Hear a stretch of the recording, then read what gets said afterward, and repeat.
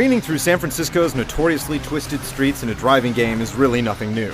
The same can be said for getting behind the wheel of some of America's more iconic muscle cars. We've been there, we've done that. The uncanny ability to shift from one vehicle to another on the fly, however, could make the ride a little more interesting. What we've seen so far of Driver San Francisco only scratches the surface of the game's story. But the game's big hook, the constant paranormal shifting from one vehicle to another, seems to be the result of a near-death experience of the game's leading man.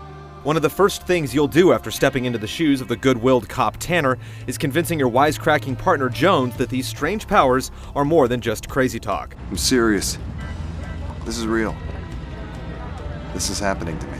After a couple of improbable demonstrations, your formerly skeptical buddy is ready to roll with the psychic punches and take down the legendary criminal Jericho.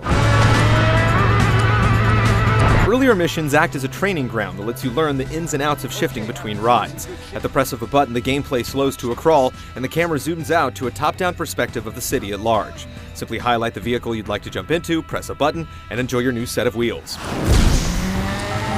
Unlike the last couple of games in the series, there's no on-foot GTA-style milling about in the new Driver, so the speed rarely dips, and the action stays focused on the road.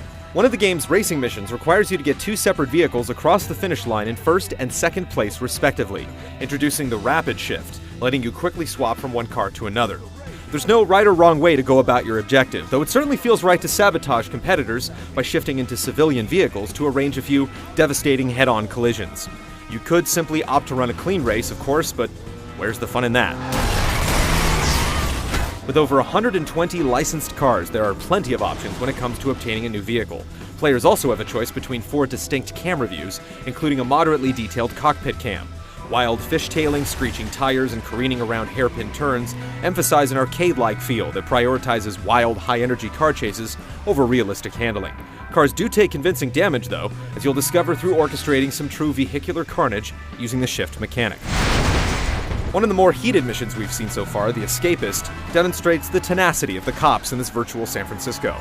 Evading this mob of flashing lights requires luck, speed, and keeping an eye on the overhead map. The police won't give up easily, but hijacking other vehicles in order to block and derail cruisers can certainly help your odds. Just don't expect to shift into a cop car and run yourself off the road. As it turns out, even the crazy comatose fever dreams of trauma victims have rules. So far, we've hightailed it through some of San Francisco's more iconic locations, including downtown and Fisherman's Wharf. There are some interesting things going down here, and we're anxious to see more. Hang on! Expect more coverage to surface as we approach Driver San Francisco's North American release date of September 6th.